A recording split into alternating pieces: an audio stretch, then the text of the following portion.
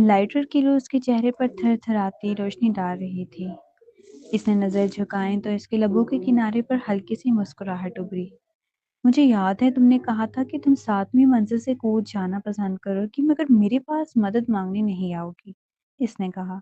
یہ جملہ اس کے منہ پر زوردار تھپڑ کی طرح لگا۔ اس نے کبھی سوچا بھی نہ تھا کہ اس کے والد کاف مہرباش ایسی حالت میں آ جائیں گے کہ اسے زہران سے مدد مانگنی پڑے، لیکن اب وہ یہ نہیں سوچنا چاہتی تھی کہ وہ اس کے بارے میں کیا سوچ رہا ہے۔ وہ اور جھک گئی اور نہایت دبی آواز میں بولی، آپ بڑے دل والے انسان ہیں مسٹر محمدانی، اتنی معمولی بات پہ ناراض نہیں ہوں گے۔ جیسن کے دماغ میں فوراً پہیے گھومنے لگے۔ زہرا نے کبھی کسی عورت کو اپنے قریب نہیں آنے دیا تھا، مگر یہ عورت ایک واضح استثناء لگ رہی تھی۔ سادہ لباس کے باوجود اس کا چہرہ واقعی اس کے معیار کا تھا۔ جلدی سے جیسن نے مہرالہ کے سامنے 3 گلاس وسکی کے بھر دیے اور میز پر انگلیاں بجائیں۔ یہ طریقہ ہے یہاں کام نکلوانے کا۔ مہرالہ کی منہ میں سکڑ گئی۔ آدھا گلاس ہی اسے بے ہوش کرنے کے لیے کافی تھا اور وہ 3 پینے کو کہہ رہا تھا۔ اس نے زہران کی طرف دیکھا۔ وہ ٹھوڑی پر ہاتھ رکھی بے نیازی سے بولا، اس بار کیا بہانہ لاؤ گی؟ طبیعت خراب ہے یا جان لیوا بیماری کا؟ اس کے ہونٹوں پر طنز صاف جھلک رہا تھا۔ وہ جانتا تھا کہ مہرالہ کی شراب برداشت نہیں، مگر اسے تکلیف میں دیکھنے میں مزہ آتا تھا۔ شاید یہ اس کا انتقام تھا۔ مہرالہ کے دل میں درد اٹھا جب اسے وہ وقت یاد آیا جب وہ اسے شراب کو ہاتھ لگانے سے بھی روکتا تھا، مگر اب سب کچھ بدل چکا تھا۔ زہران وہاں بیٹھا تھا، ٹھوڑی ذرا اونچا کیے، روب اور وقار کا پیک کر۔ وہ ہمیشہ سے اس کے سامنے کمزور اور بے بس رہی تھی، اب اس نے سب سوچ لیا تھا۔ اس کے ذہن میں صرف ایک مقصد تھا، اپنے باپ کو بچانا۔ اس کی عزت، اس کی زندگی، سب کچھ اس کے سامنے بے معنی تھا۔ اس نے ایک گلاس اٹھایا اور ایک ہی گھونٹ میں خالی کر دیا۔ وسکی کی کوالٹی سے معلوم نہ تھی، بس اتنا جانتی تھی کہ اس کا حلق جل اٹھا۔ درد، صرف حلق ہی نہیں، اس کا معدہ بھی جلنے لگا۔ موٹے کپڑوں میں پسینہ بھر آیا، جسم تپنے لگا، پیٹ میں جیسے بھنور سا اٹھ رہا تھا۔ اس نے ایک ہاتھ پیٹ پر رکھا اور دوسرے ہاتھ سے دوسرا گلاس اٹھانے لگی۔ کسی نے اس کے ہاتھ میں نیم گرم دودھ کا گلاس تھما دیا۔ اگر تم پی نہیں سکتی تو مت پیو، شراب ویسے بھی صحت کے لیے نقصان دہ ہے۔ یہ لو دودھ پی لو، اس سے بہتر محسوس کرو گی۔ برائن مور کی آواز نرم اور شفیق تھی، بالکل ایسے جیسے کوئی بڑا بھائی اپنی چھوٹی بہن سے بات کرتا ہو۔ وہ جانتا تھا مہرالہ کون ہے اور اس کے ساتھ واقعی مہربان تھا۔ مہرالہ نے شکر گزاری سے اس کی طرف مسکرایا، مگر اس سے پہلے کہ وہ شکریہ ادا کر پاتی، زہران ممدانی کی سرد آواز درمیان میں آ گئی، تمہارے 2 گلاس ابھی باقی ہیں۔ اس کی آواز اتنی ہی سرد تھی جتنی اس کی نظریں۔ برائن نے ناگواری سے زہران کی طرف دیکھا۔ وہ جانتا تھا مہرالہ اس کے لیے کتنی اہم ہے، اور اگر وہ حد سے آگے بڑھا تو نہ صرف مہرالہ کو تکلیف دے گا بلکہ خود بھی چین سے نہیں رہ پائے گا۔ ٹھیک ہے۔ مہرالہ نے کوئی ہچکچاہٹ نہیں دکھائی۔ اس نے فوراً دوسرا گلاس اٹھایا۔ اس کے چہرے سے صاف ظاہر تھا کہ اب واپسی کا کوئی راستہ نہیں بچا۔ اس نے پورا گلاس ایک ہی سانس میں خالی کر دیا۔ اس کا معدہ ایسے جل اٹھا جیسے ہزاروں چھریاں ایک ساتھ گھس گئی ہوں۔ بہت کم وقت میں بہت زیادہ شراب پینے کے باعث مہرالہ کو یوں محسوس ہوا جیسے دنیا اس کے گرد گھوم رہی ہو۔ اچانک اس کے قدم لڑکھڑا گئے، وہ گرنے لگی۔ اسے لگا تھا وہ میز پر جا گرے گی، مگر اسے کسی کے بازوؤں نے تھام لیا۔ زہران نے اسے باہوں میں اٹھایا اور تیزی سے کمرے سے باہر نکل گیا۔ مہرالہ نیم بے ہوشی میں بڑبڑائی، وسکی ایک اور گلاس باقی ہے۔ زہران نے اسے گاڑی کی پچھلی سیٹ پر تقریباً اچھال دیا۔ اس کی آنکھیں غصے سے دہک رہی تھیں۔ آج تم کرنا کیا چاہتی ہو؟ ابھی تک تمہارا تماشا ختم نہیں ہوا؟ سیٹ پر زور سے گرنے پر مہرالہ کو لگا جیسے آنکھوں کے سامنے ستارے گھوم گئے ہوں۔ اس لمحے سے کسی چیز کی پرواہ نہیں تھی۔ گھٹنوں کے بل بیٹھ کر وہ زہران کی طرف بڑھی اور بچوں کی طرح اس کی آستین پکڑ لی۔ لڑکھڑاتی آواز میں بولی، مجھے لیو کو ڈھونڈنا ہے۔ وہ میرے ابو کا دماغ کا آپریشن کرے گا۔ میرے ابو پر جو قرض ہے میں سب واپس کر دوں گی۔ زہران نے نیچے دیکھا۔ اس کے پہلے سے زرد چہرے پر اب ہلکی سی سرخی آ چکی تھی۔ نشے کے باوجود وہ خود کو ہوش میں رکھنے کی کوشش کر رہی تھی۔ تم مجھے مار دو، پیٹ لو، جو چاہو کر لو، سب برداشت کر لوں گی۔ بس میرے ابو کو چھوڑ دو، وہ میری واحد فیملی ہے، پلیز۔ وہ بے ربط انداز میں بولتی چلی گئی۔ زہرا نے حقارت سے مسکراتے ہوئے کہا، تم مجھے ادا کرو گی؟ تمہارے پاس تمہاری جان کے علاوہ ہے ہی کیا؟ اس کی آستین چھوڑتے ہوئے مہرالہ نے اسے بے بسی سے دیکھا۔ پھر تم کیا چاہتے ہو میں کیا کروں کہ تم مطمئن ہو جاؤ؟ تم کچھ بھی کر لو، میری بہن مر چکی ہے، میں تمہیں مرنے نہیں دوں گا مگر خوشی بھی نہیں رہنے دوں گا۔ مجھے تبھی سکون ملے گا جب میں تمہیں بدحالی میں تڑپتا دیکھوں گا۔ کیا بات سمجھ آ گئی؟ تم بہت ظالم ہو۔ آنکھوں سے آنسو بہنے لگے، وہ بے حد بے بس لگنے لگی۔ اس حال میں سے دیکھ کر زہران کے دل میں انجانے میں ہلکی سی کسک اٹھی۔ حیرت انگیز طور پر اس کے آنسو دیکھ کر اسے ذرا سا بھی سکون محسوس نہیں ہوا۔ جھنجھلا کر اس نے اپنی ٹائی ڈھیلی کی اور بازو اس کے گرد ڈال کر زبردستی خود سے لگا لیا۔ وہ پہلے ہی نیم بے ہوش تھی مگر اس کے مضبوط سینے سے ٹکرانے پر چکر اور بڑھ گیا۔ وہ کچھ کہنے ہی والی تھی کہ اس کی نظر زہران کی گہری تیز آنکھوں سے جا ٹکرائی۔ بغیر کسی انتباہ کے وہ آگے جھکا اور اس کے ہونٹوں پر اپنے ہونٹ رکھ دیے۔ اس کی ہر آواز دبا دی، اس کی گرفت سخت ہوتی چلی گئی، زبان اس کے منہ پر مکمل غلبہ حاصل کیے ہوئے تھی۔ وہ خود بھی بے چین ہو چکا تھا۔ اس نے سوچا تھا کہ وہ اسے خود خوش نہیں دیکھنا چاہتا تھا کہ وہ جہنم میں جلے، مگر جب اس نے اسے اس طرح ٹوٹا ہوا دیکھا تو اسے ذرا سا بھی سکون نہ ملا۔ اس کے دل کے گرد جیسے کسی نے برفانی ہاتھ جکڑ لیا ہو۔ اس کے ہونٹوں سے اس کی مانوس خوشبو آئی تو وہ ذرا سنبھلا۔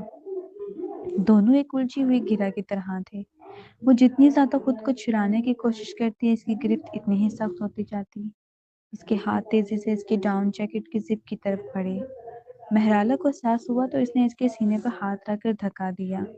نہیں، اس کی آواز میں واضح انکار تھا، مگر یہی بات زہران کو اور غصہ دلا گئی۔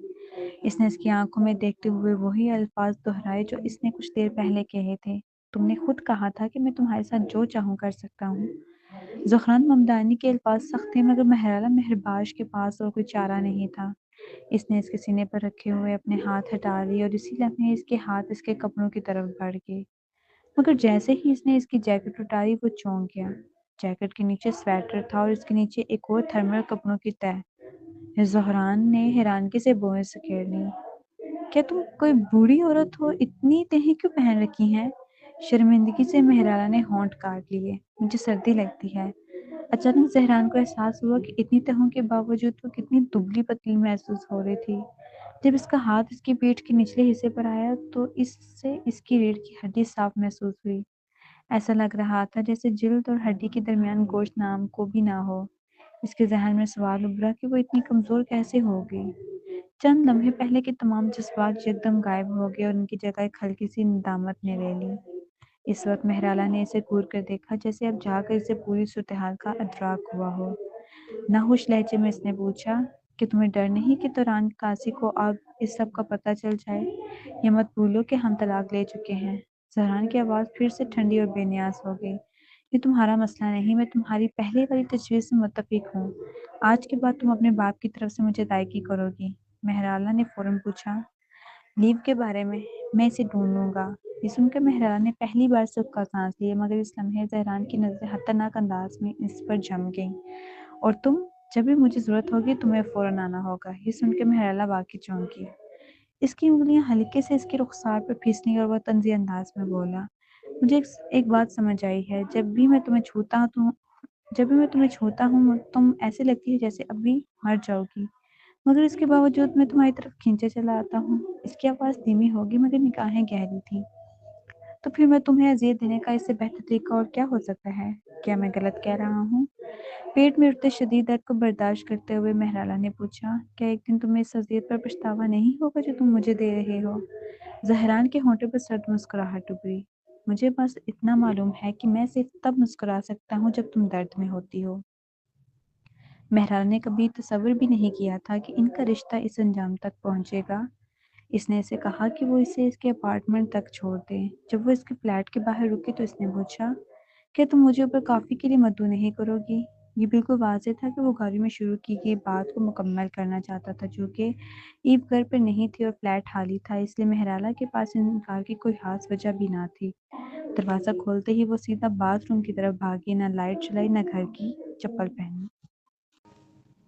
اس نے الٹی کر دی اور کچھ حد تک سکون محسوس کیا۔ اس کا سر بھی ذرا صاف ہو گیا تھا، مگر اچانک پیٹ میں ناقابل برداشت درد اٹھا جیسے اب شراب کا اصل اثر ظاہر ہو رہا ہو۔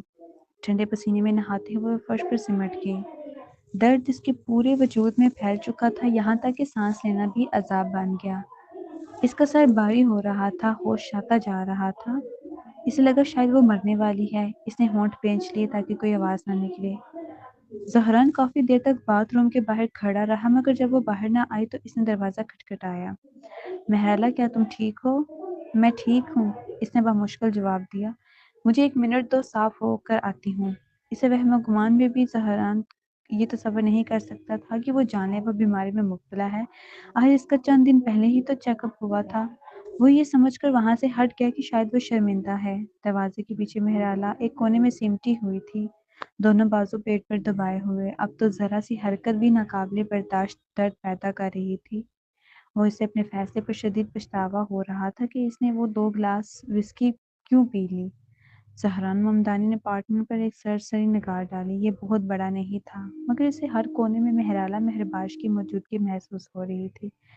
جب اس کی نظر کمرے میں رکھے بچے کے جھولے پر پڑی تو اسے یاد آیا کہ یہ واحد چیز تھی جو مہرالہ اپنے ساتھ لے گئی تھی جب وہ اسے چھوڑ کر گئی تھی۔ یہ احساس اس کے دل میں افراتفری مچا گیا۔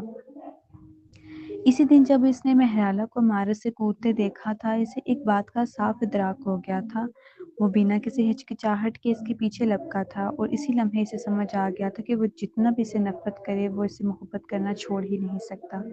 اس کی محبت اور نفرت ایک دوسرے میں الجھ چکی تھی، دونوں مل کر کانٹوں سے بھری ایک جھاڑی بن چکی تھی جو ان دونوں کو مضبوطی سے جکڑے ہوئے تھی۔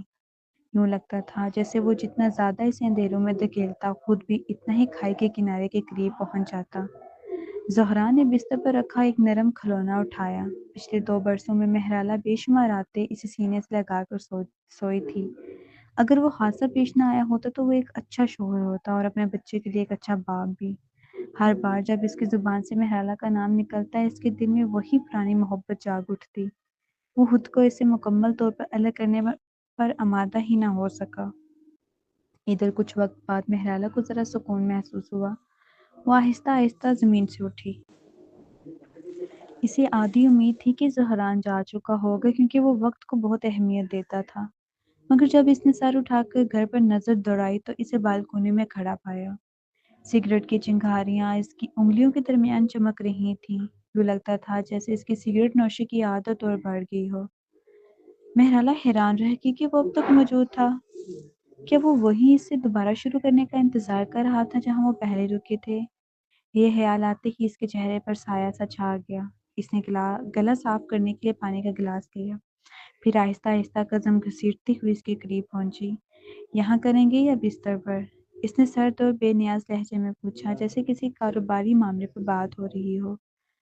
زہرا نے سگریٹ سے نظر ہٹا کر اس کے بیمار چہرے کو دیکھا، پھر دھیرے سے سانس خارج کیا۔ کہ میں تمہیں کوئی درندہ لگتا ہوں؟ اگر تمہارا ارادہ نہیں ہے تو میں سونے جا رہی ہوں، مہرالہ نے سپاٹ انداز میں کہا۔ دل ہی دل میں اس نے شکر ادا کیا کہ وہ اس صورتحال سے بچ گئی تھی۔ اسے بس آرام کی ضرورت تھی۔ وہ اپنے کمرے میں گئی اور دروازہ بند کر لیا۔ زہرا نے سگریٹ کی راکھ جھاڑی اور اسے دروازے کے پیچھے غائب ہوتے دیکھا۔ یہی تو وہ چاہتا تھا، مگر پھر دل میں عجیب سی خلش کیوں تھی؟ کیا اس لیے کہ اب اس کی آنکھوں میں وہ چمک نہیں رہی تھی جب وہ اسے دیکھتی تھی؟ اس نے دروازہ کھولا تو دیکھا کہ مہرالہ بستر پر سمٹی ہوئی لیٹی تھی۔ بستر نرم کھلونوں سے بھرا ہوا تھا، اس لیے اسے خود کو گول کر کے سونا پڑتا تھا۔ یہی واحد طریقہ تھا جس سے وہ خود کو محفوظ محسوس کرتی تھی۔ اندھیرے کمرے میں داخل ہو کر زہران بستر کے پاس کھڑا اسے دیکھتا رہا، مگر مہرالہ اتنی تھکی ہوئی تھی کہ اس کی موجودگی کا احساس تک نہ کر سکی۔ شراب کے اثر کی بدولت وہ جلد ہی سو گئی۔ اگلی صبح جب اس کی آنکھ کھلی تو اس نے دیکھا کہ زہران ماسٹر بیڈ روم کے بستر پر سو رہا تھا۔ حیرت انگیز طور پر وہ بنا کسی طنز سے تمثل کے سیدھا باتھ روم گیا اور شاور لینے لگا۔ اسی وقت دروازے کی بیل بجی۔ مہرالہ پاجامہ پہنے دروازہ کھولنے گئی۔ دروازے پر ریدان سہرابادی کھڑا تھا۔ اس کے ہاتھوں میں نئے سال کی کچھ خریداری تھی۔ نیا سال قریب ہے تو میں تمہارے لیے کچھ چیزیں لے آیا ہوں۔ اس کی ضرورت نہیں۔ مہرالہ بھی جملہ مکمل بھی نہ کر سکی تھی کہ باتھ روم کا دروازہ کھل گیا۔ زہران ممدانی کو توقع تھی کہ بلال انعامی اس کے لیے کپڑے بھجوا دے گا، اس لیے وہ سیدھا باتھ روم سے باہر نکل آیا۔ اس نے کھلے دروازے کی طرف دیکھا تو وہاں ریدان سہرابادی کو کھڑا پایا۔ حیرت سے بوے اٹھاتے ہوئے اس نے مہرالہ مہرباش کی طرف دیکھ کر کہا، لگتا ہے ہمارے ہاں مہمان آ گئے ہیں۔ महराला भी पजामे में थी, जबकि जहरान के जिस्म पर सिर्फ तौलिया लिपटा हुआ था। जिस जाविये से भी देखा जाता, वो बिल्कुल ऐसे लग रहे थे जैसे बरसों से साथ रहने वाले मियाँ बीवी का जोड़ा हो।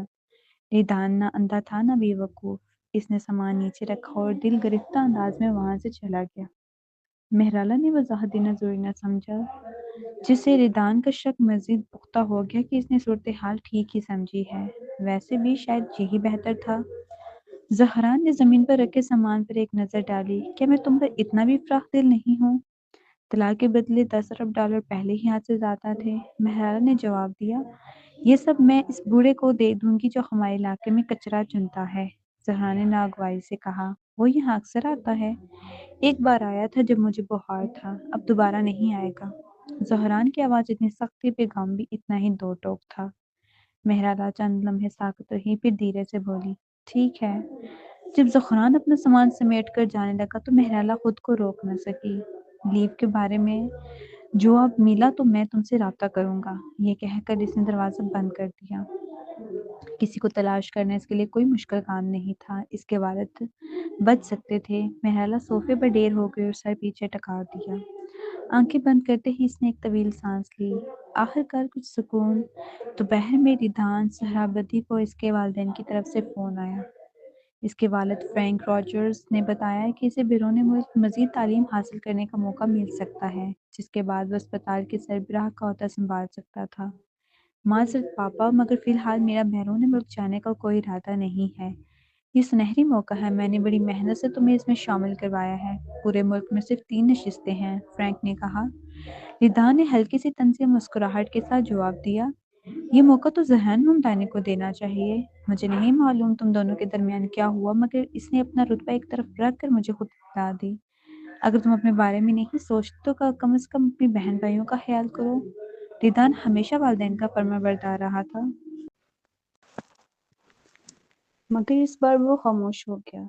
बेटे की खामोशी देखकर फ्रैंक ने बेबसी से आह भरी। तुमने ऑकलैंड अस्पताल का नाम सुना है ना? जहरान ममदानी ने इस मंसूबे में हमारे साथ तावन की पेशकश की है। वही मंसूबा जिसका एल्डन वाइन में चर्चा है। तुम जानते हो इसका क्या मतलब है? मैं जानता हूँ, रिदा ने मुख्तसर जवाब दिया। जब बेटे की तरफ से कोई वाज़ेह रद्द-ए-अमल ना मिला तो फ्रैंक ने आखिरकार पूछा, आखिर तुम्हें यहाँ रोक क्या रहा है? रिदान कुर्सी से उठा, हाथ पीछे बांध कर खिड़की से बाहर देखने लगा, जहाँ नर्सें और मरीज आ जा रहे थे। इसने एक गहरी सांस ली। मैं किसी को आखिरी बार रुखसत करना चाहता हूँ। फ्रैंक इस मुकाम पर खामोश हो गया। वो जानता था कि रिदान अच्छा बेटा है और एक अच्छे बाप की हैसियत से वो इसकी ज़ाती ज़िंदगी में मुदाखलत नहीं करना चाहता था, मगर वो मुमदानी खानदान को नाराज़ करने का मुतहम्मिल भी नहीं हो सकता था। ऊपर से वो खुद भी ज़हरान की कदर करता था। रिदान को वो मंजर याद आया जो इसने सुबह देखा था।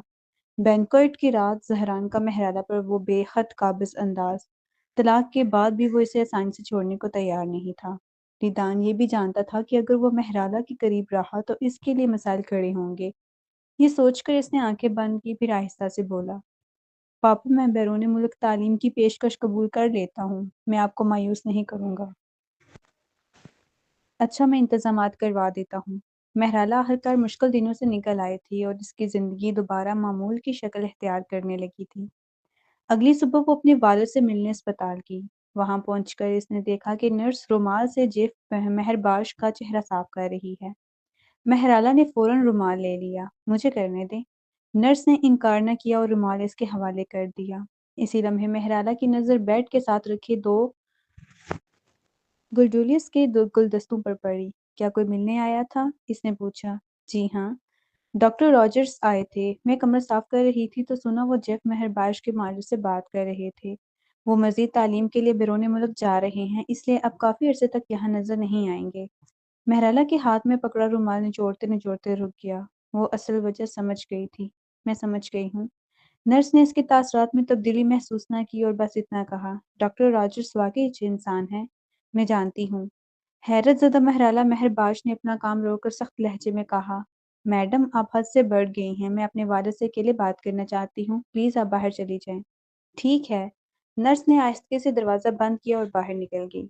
हमेशा की तरह महराला ने सब्र के साथ काइफ मेहरबाश का صاف کیا، پھر اس کے بال ناخن تراشے۔ اگر الیکٹروکارڈیوگرام پہ دل کی دھڑکن برابر نہ دکھ رہی ہوتی تو وہ یہی سمجھتی کہ وہ ہمیشہ کے لیے اسے چھوڑ چکا ہے۔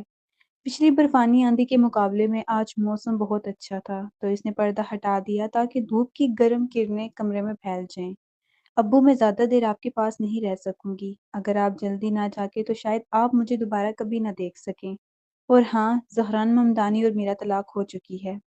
مہرالہ کی آواز نرم تھی، وہ اپنے والد کو اپنی زندگی کے حالات بتا رہی تھی، اور دھوپ اس کے چہرے پر پڑ رہی تھی تو وہ ہلکا سا مسکرا بھی رہی تھی۔ پچھلے 2 سال وہ مجھ پر مہربان نہیں رہا، مگر طلاق کے بعد کافی فیاض ثابت ہوا ہے۔ گھر، گاڑی اور کچھ شیئرز، جو حق تھا اس نے دے دیا۔ اب تو میں بہت امیر ہوں۔ مجھے یاد ہے امی کے جانے کے بعد آپ نے کہا تھا کہ زندگی میں کچھ کمی رہنی چاہیے، تبھی انسان چیزوں کی قدر سیکھتا ہے۔ تب سے میں نے اپنے آس پاس کی ہر چیز اور ہر رشتے کو سنبھال کر رکھا، مگر آخر میں کسی کو بھی اپنے پاس نہ رکھ سکی۔ وہ آہستہ آہستہ کہتی رہی، اور ایک اچھی خبر بھی ہے ابو، میں نے سنا ہے مسٹر کراسبی نے ہمارا گھر نیلام کرنے کا فیصلہ کیا ہے۔ میں وہ نیلامی جیت کر ہمارا گھر واپس لے لوں گی۔ لیپ آپ کا علاج کر دے گا اور آپ ٹھیک ہو جائیں گے تو آپ وہیں رہیں گے۔ مجھے افسوس ہے کہ میں آپ کو اکیلا چھوڑ رہی ہوں، اور یہ بھی کہ میں آپ کو الوداع بھی نہیں کہہ سکوں گی۔ مہرالہ شام ڈھلے تک بولتی رہی، مگر کائف مہرباش میں جاگنے کی کوئی علامت نہ آئی۔ وہ بے بسی سے ہنس پڑی، جیسا میں نے سوچا تھا، معجزے صرف کہانیوں میں ہوتے ہیں۔ گھر جاتے ہوئے اس کی نظر ایک خبر پر پڑی جس کی سرخی تھی، ممدانی گروپ کے صدر نے منگیتر کے لیے قیمتی ترین عروسی لباس خصوصی طور پر تیار کروایا۔ ساتھ ہی اس لباس کی تصویر بھی تھی جس کا نام میلیا اسٹریلائٹ لکھا تھا۔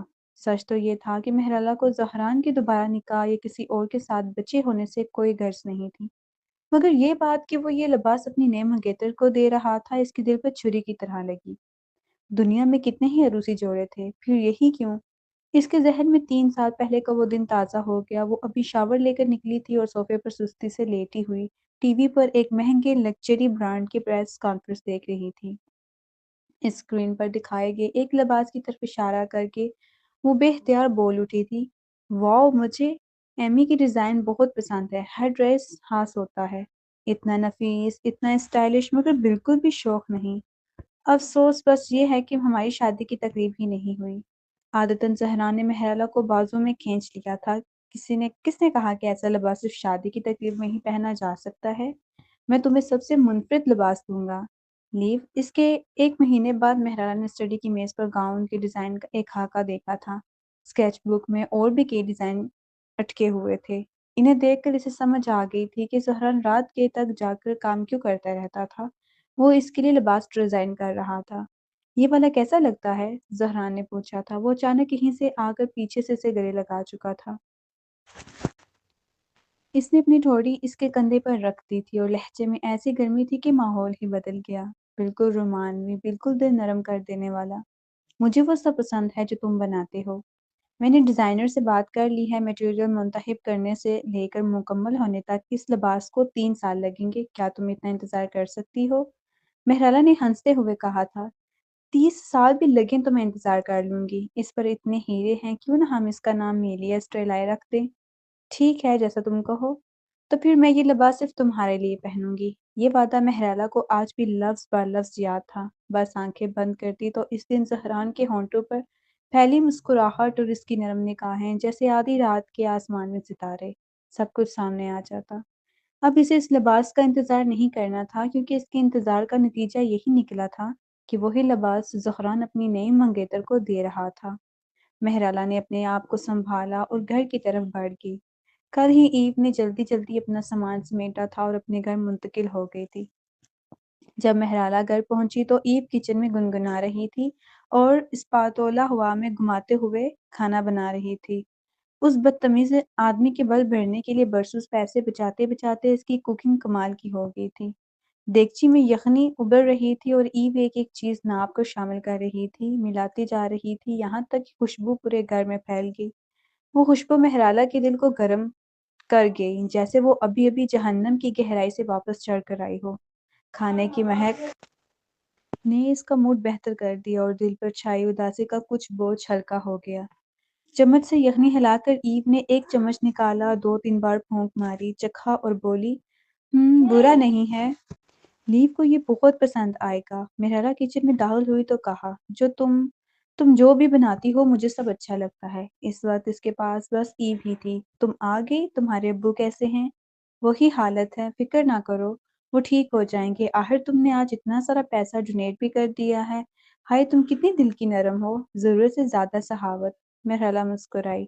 تم واقعی پیسے کی پجاری ہو۔ پیسہ خرچ کرنے کے لیے زندہ ہونا ضروری ہے۔ جتنا بھی پیسہ ہو مرنے کے بعد سب بیکار ہے، اس سے بہتر ہے کہ کسی کے کام آ جائے۔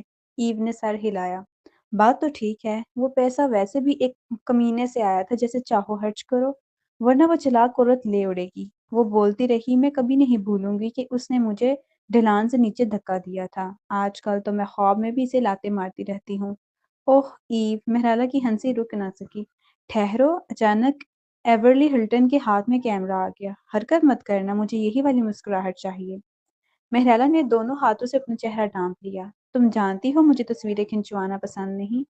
ایورلی کی آواز دھیمی پڑ گئی۔ تم جب تک ٹھیک ٹھاک ہو میں تمہاری زیادہ سے زیادہ تصویریں لینا چاہتی ہوں، تاکہ اگر کبھی تم چلی گئی اس کی بات ادھوری رہ گئی۔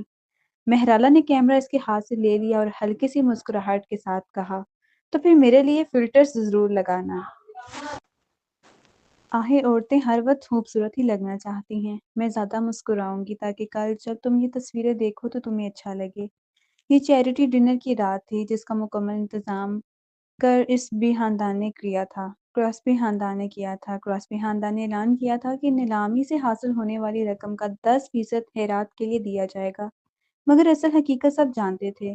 کراسبی خاندان ان دنوں مالی مشکلات کا شکار تھا اور اپنے قیمتی سامان فروخت کر کے رقم اکٹھی کرنے کی کوشش کر رہا تھا۔ مسٹر کراسبی سینئر کے قریبی حلقے میں یہ بات مشہور تھی کہ انہیں نایاب اور بیش قیمت نوادرات جمع کرنے کا بے حد شوق تھا، مگر سب خاموشی اختیار کیے ہوئے تھے۔